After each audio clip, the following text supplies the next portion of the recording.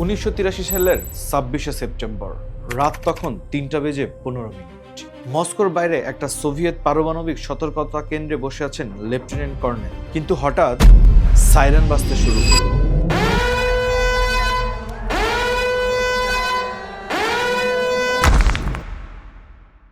America থেকে 5টা পারমাণবিক মিসাইল ছোড়া হয়েছে। সোভিয়েত ইউনিয়নের দিকে এটা ধেয়ে আসছে। প্রোটোকল একটাই, সাথে সাথে কমান্ড সেন্টারকে জানাও, পাল্টা আঘাত শুরু করতে হবে। তৃতীয় বিশ্বযুদ্ধ শুরু হয়ে যাবে মাত্র কয়েক মিনিটের মধ্যে। এই লেফটেন্যান্ট কর্নেলের হাতে মাত্র সময় আছে 4 মিনিট। সে কিন্তু ফোন তুলল না। কিন্তু কেন? কারণ তার মাথায় একটাই চিন্তা ঘুরছিল, আমেরিকা যদি অ্যাটাক করে তবে কেন মাত্র 5টা মিসাইল দিয়ে অ্যাটাক করবে।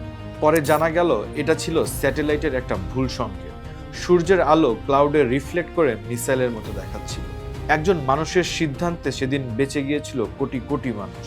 কিন্তু এই ঘটনার পেছনে যে আসল ভয়টা কাজ করছিল, সোভিয়েত ইউনিয়ন কেন এতটা প্যারানয়েড ছিল, কেন তারা ভাবছিল আমেরিকা আক্রমণ করতে পারে, আর সেটার একটাই কারণ, ন্যাটো। এই 4 অক্ষরের শব্দটা পুরো 32টা দেশকে নিয়ন্ত্রণ করে। বিশ্বের মোট সামরিক খরচের 55% এই একটা জোটের হাতে। এদের কাছে এত পারমাণবিক অস্ত্র আছে যে পুরো পৃথিবীকে 50 বার ধ্বংস করা সম্ভব। কিন্তু প্রশ্ন হলো, এই সংগঠনটা আসলে কি করে? এটা কি শুধু একটা সামরিক জোট, নাকি এর পেছনে আরো বড় কোনো খেলা আছে? আজকের ভিডিওতে আমরা জানবো ন্যাটো কিভাবে তৈরি হয়েছিল এবং কেন তৈরি করা হয়েছিল। ন্যাটোর বিখ্যাত আর্টিকেল 5 আসলে কতটা শক্তিশালী? ন্যাটো কি আসলে শান্তি রক্ষা করে নাকি যুদ্ধ তৈরি করে? এবং সবথেকে বড় প্রশ্ন হচ্ছে, রাশিয়া ইউক্রেন যুদ্ধে ন্যাটোর ভূমিকাটা কি? আজকের এই ভিডিওটা আপনাদেরকে পুরোপুরি দেখার অনুরোধ জানাচ্ছি, কারণ এই ভিডিও দেখলে বিশ্ব রাজনীতি নিয়ে আপনার ধারণা পুরো চেঞ্জ হয়ে যাবে। আমরা অনেক রিসার্চ করে এই ভিডিওগুলো আপনাদের জন্য বানাই। সো আপনাদের কাছে রিকোয়েস্ট থাকবে একটা লাইক করে, একটা কমেন্টস করে আমার সাথে থাকার জন্য। তো চলুন শুরু করা যাক।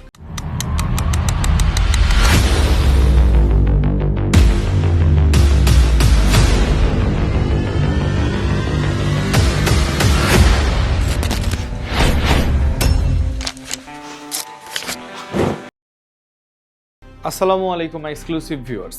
সালটা 1945, সবেমাত্র দ্বিতীয় বিশ্বযুদ্ধ শেষ হয়েছে। ইউরোপের মাটিতে তখনও পোড়া গন্ধ। লন্ডন, প্যারিস, বার্লিন সব শহরেই কিন্তু ধ্বংসস্তূপ। 7 কোটিরও বেশি মানুষ মারা গেছে এই বিশ্বযুদ্ধে। পুরো একটা প্রজন্ম এখানে শেষ হয়ে গেছে।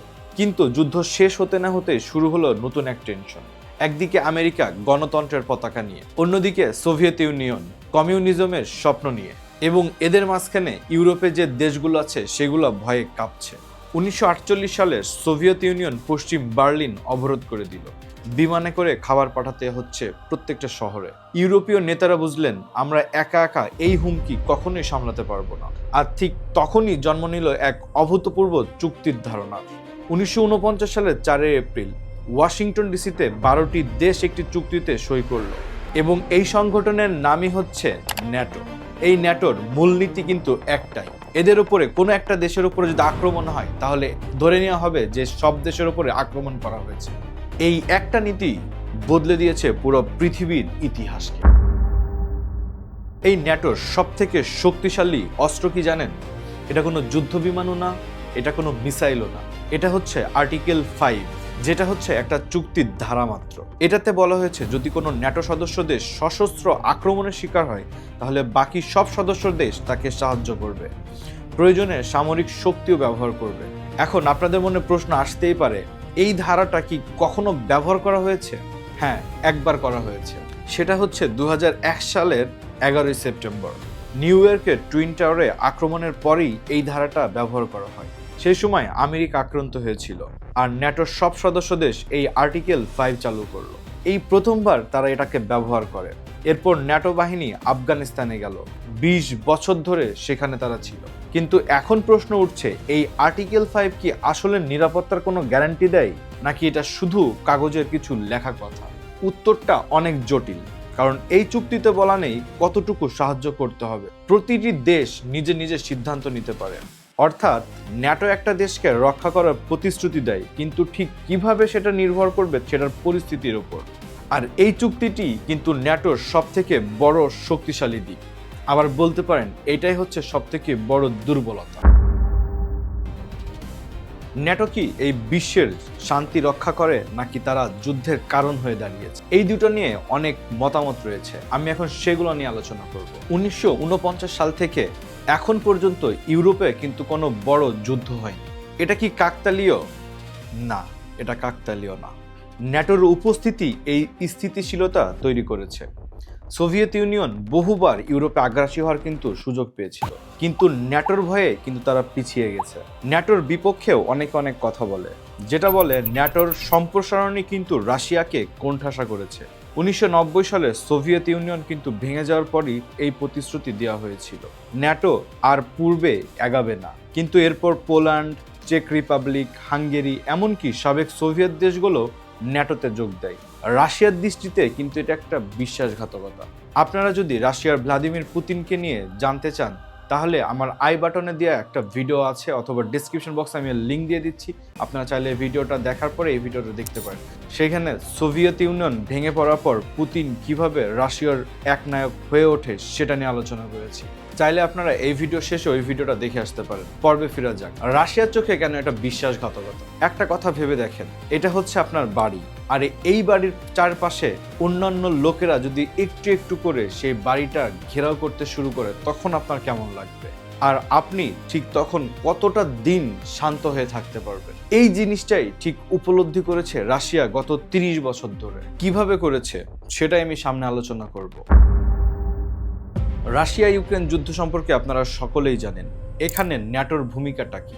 2022 সালের ফেব্রুয়ারি মাস রাশিয়া হঠাৎ করে ইউক্রেনে আক্রমণ চালায়, কিন্তু ইউক্রেন তো ন্যাটোর সদস্য না। তাহলে ন্যাটো এখানে কেন এলো? কারণটা অনেক সহজ। ইউক্রেন ন্যাটোতে যোগ দিতে চেয়েছিল এবং রাশিয়া ঠিক এটাকেই সহ্য করতে পারছিল না।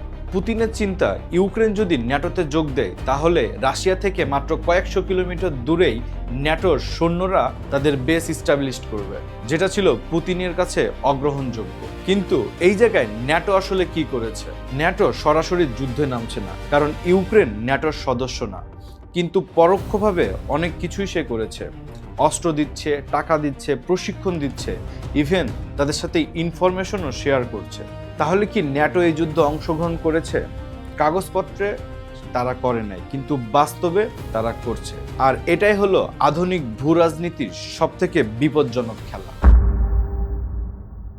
ন্যাটো তো তৈরি হয়েছে, কিন্তু এর ভবিষ্যৎটা আসলে কি? অথবা তারা কি চ্যালেঞ্জ ফেস করবে? ন্যাটো আজকে মূলত 3টা বড় চ্যালেঞ্জের মুখোমুখি। প্রথমটা হচ্ছে তাদের ইন্টারনাল যে বিভেদ আছে সেটা, দ্বিতীয় হচ্ছে চীনের উত্থান, এবং 3 নম্বরে রয়েছে ন্যাটোর সব দেশের জিডিপির 2% কিন্তু প্রতিরক্ষায় খরচ করার কথা। ন্যাটোভুক্ত যে দেশগুলো আছে তাদের প্রতি নির্দেশ আছে তারা যেন তাদের 2% জিডিপি তাদের প্রতিরক্ষা খাতে খরচ করে, কিন্তু সব দেশ কিন্তু সেটা করছে না। ইউএসএ বারবার এই জিনিসটা নিয়ে বিরক্তি প্রকাশ করেছে। দ্বিতীয়ত হচ্ছে চীনের উত্থান। ন্যাটো হচ্ছে ইউরোপ কেন্দ্রিক সংগঠন, কিন্তু এখন চীন একটা বড় হুমকি হিসেবে উঠে এসেছে। ন্যাটো কিভাবে এশিয়ার হুমকি সামলাবে? আপনারা হয়তো জানেন যে চীন কিন্তু প্রায় সময় তাইওয়ানকে দখল করতে চায়। আমি কিন্তু চীন ও তাইওয়ানের এই যুদ্ধ নিয়ে একটা আলাদা ভিডিও করেছি, যেটা আমি আমার আই বাটনে এবং ডিসক্রিপশন বক্সে লিঙ্ক দিয়ে দিচ্ছি। আপনারা চাইলে এই ভিডিওটা শেষে এই ভিডিওটা দেখে আসতে পারেন, তাহলে আপনারা এই কনফ্লিক্ট সম্পর্কে বুঝতে পারবেন। ন্যাটোর নিজেদের সদস্যদের মধ্যেও কিন্তু অনেক দ্বন্দ্ব চলছে। সেটা কিভাবে? প্রথমত হচ্ছে তুরস্ক ন্যাটোর সদস্য হয়েও রাশিয়ার কাছ থেকে কিন্তু তারা প্রতিনিয়ত অস্ত্র কিনছে। এছাড়া হাঙ্গেরিও কিন্তু ইউক্রেনকে সাহায্য করতে বারবার বাধা দিচ্ছে। সো এখান থেকে বোঝা যায় ন্যাটোর ভেতরেও কিন্তু তাদের সদস্যদের ভেতরে বিভেদ চলছে। এছাড়া এখন যে ইউএসএ, ইসরায়েল আর ইরানের যে যুদ্ধ চলছে, ইউএসএ যখন ন্যাটোর অন্যান্য সদস্যদেরকে আহ্বান জানায় তাদেরকে সাহায্য করার জন্য, তখন কিন্তু ইউরোপের অন্যান্য দেশটা ইউএসএকে রিজেক্ট করে এবং তারা ইউএসএ ইরানের যুদ্ধের মধ্যে নিজেদেরকে ইনক্লুড করেনি। সো এখানে আপনারা বুঝতে পারতেছেন ন্যাটোর সদস্যদের ভেতরে কিন্তু এখন অনেক রকমের দ্বন্দ্বই চলছে। এখন আপনাদের মনে প্রশ্ন আসতে পারে, ন্যাটো আসলে ভালো নাকি খারাপ? অ্যাকচুয়ালি এটা ডিপেন্ড করবে আপনি কোন চেয়ারে বসে আছেন, কোন পার্সপেক্টিভ ভিউ থেকে আপনি ন্যাটোকে দেখছেন। পোল্যান্ডের মানুষের কাছে ন্যাটো কিন্তু একটা নিরাপত্তার দেওয়াল, রাশিয়ার মানুষের কাছে ন্যাটো একটা হুমকি, আর মধ্যপ্রাচ্যের মানুষের কাছে ন্যাটো একটা আক্রমণকারী শক্তি। বিশ্ব রাজনীতিতে কোনো কিছু শুধু সাদা বা শুধু কালো না, সবকিছুর মধ্যে ধূসর একটা জায়গা থাকে, আর সেই ধূসর জায়গাটাই সব থেকে গুরুত্বপূর্ণ, কারণ সেখানেই সত্যিকারের সিদ্ধান্তগুলো হয়। আপনার মতে ন্যাটো এই পুরো বিশ্বকে আরো বিপজ্জনক করেছে নাকি নিরাপদ করেছে, সেটা অবশ্যই কমেন্ট বক্সে জানিয়ে যাবেন। আরও এরকম ভূ রাজনৈতিক বিশ্লেষণ পেতে আমার চ্যানেলটাকে সাবস্ক্রাইব করবেন এবং বেল আইকনটিতে প্রেস করে রাখবেন। ভিডিওটা যদি ভালো লাগে অবশ্যই একটা লাইক করবেন, একটা কমেন্ট করবেন এবং আপনার বন্ধুদের সাথে শেয়ার করবেন। আজকের মতো এখান থেকে বিদায় নিচ্ছি, দেখা হবে পরবর্তী ভিডিওতে। আসসালামু আলাইকুম এক্সক্লুসিভ ভিউয়ার্স।